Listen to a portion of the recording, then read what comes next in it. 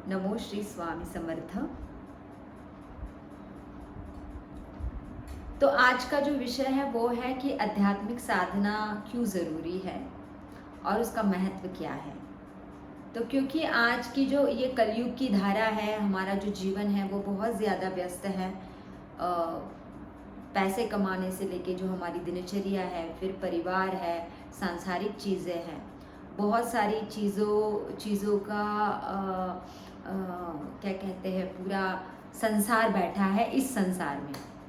तो अब इस संसार में ये जो हमारा संसार चल रहा है भौतिक जगत का, इसमें आध्यात्मिक साधना क्यों करनी चाहिए, कि मैं भगवान के लिए समय क्यों निकालूं।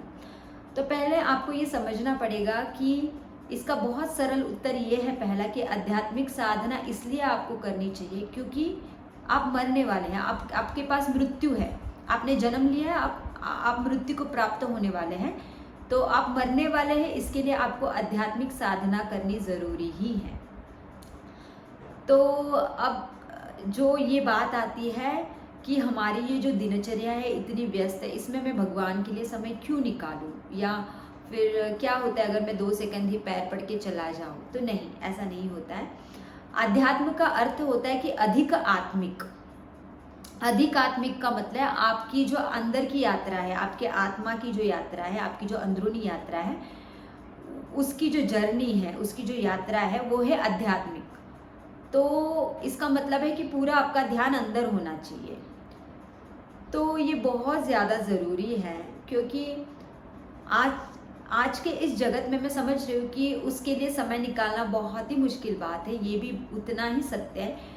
लेकिन देखिए, अगर आप ये समझते हैं कि आप मरने वाले हैं तो डेफिनेटली आप उसके लिए समय निकालेंगे। अगर आप मरने वाले नहीं हैं, आप अमर हैं, तो फिर आपको कोई साधना या कोई चीज़ करने की ज़रूरत नहीं है। तो उसका मूल विषय यही है कि जैसे इन सांसारिक प्राप्तियों के लिए हम इतना संघर्ष करते हैं, हमारा इतना छोटा सा पेट है, लेकिन उसके लिए हम जो करोड़ों का और लाखों के संपत्ति या बहुत सारी चीज़ों का हम संकल्प करते हैं या उसके लिए सोच विचार करते हैं, उसके लिए समय देते हैं, वैसे ही मृत्यु की भी तैयारी करनी पड़ती है। क्योंकि साधारणतः ऐसे समझा जाता है कि अरे मर गया ना तो ख़त्म हो गया सब कुछ। नहीं, कुछ भी ख़त्म नहीं होता है। मैं तो कहूँगी कि असली जर्नी तो मृत्यु के बाद ही शुरू हो जाती है। ये जो सांसारिक जगत का संघर्ष है वो कुछ भी नहीं है। मृत्यु के बाद होने वाली यातनाएं बहुत ज़्यादा कठिन हैं, और वो इतनी कठिन होती है कि वहाँ पे आपकी कोई भी मदद भी नहीं कर सकता। तो यहाँ पे अगर समझो आज की आपकी कोई जॉब चली गई, तो आप सोच विचार करके आप दूसरी जॉब आप कर सकते हैं, आप कुछ दिमाग लगा के कुछ और भी कुछ कर सकते हैं अर्थार्जन के लिए या पैसे कमाने के लिए। लेकिन जब किसी की मृत्यु हो जाती है तो वो इंसान पूरी तरीके से अपाहिज ही हो जाता है। अगर उसने कोई साधना नहीं की है अपने जीवन काल में, कोई भी आध्यात्मिक अनुष्ठान नहीं किया है, तो फिर उसकी गति बहुत ज़्यादा दर्द भरी रहेगी, ऐसा मैं कहूँगी। क्योंकि जो कोई मरते हैं वो साधारणतः 90% से ऊपर सब जो होते हैं वो प्रेत योनि और पितृ योनि में ही चले जाते हैं। बहुत ऐसे कम लोग होते हैं, मतलब जो साधक होते हैं, जिन्होंने अपनी साधना की है, उनको एक अलग चुनाव प्राप्त होता है, उनकी बात अलग है।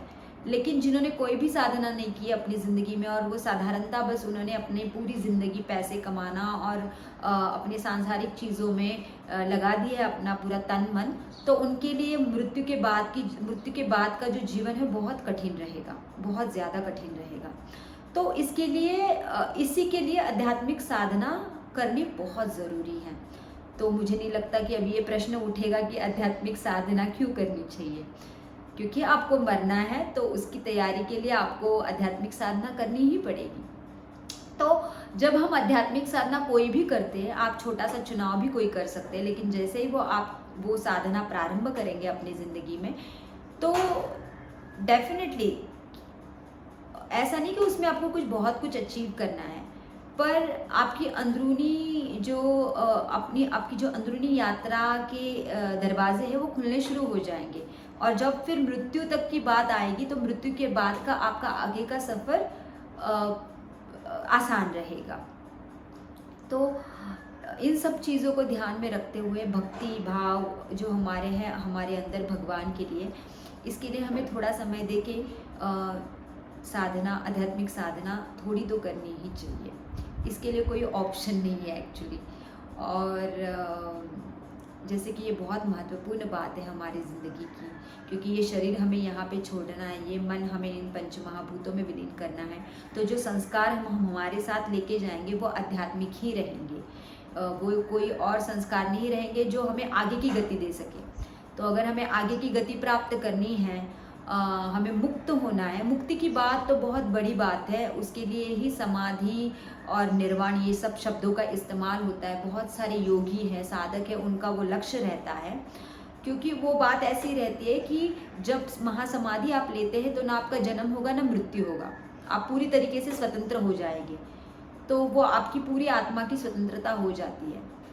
पर तब उस लेवल तक आप नहीं हैं, तो आप भक्ति मार्ग से चल के भी आपकी साधारण जो आपके इष्ट भगवान हैं और आपके गुरुदेव हैं, अगर उनके चरणों में आप कुछ समय व्यतीत कर सके अपनी दिनचर्या में और एक साधना प्रारंभ कर सके, तो ये बहुत ही ज़्यादा शुभ और आपके आत्म कल्याण के लिए बहुत ही बड़ी बात होगी। तो धन्यवाद। नमो श्री स्वामी समर्थ।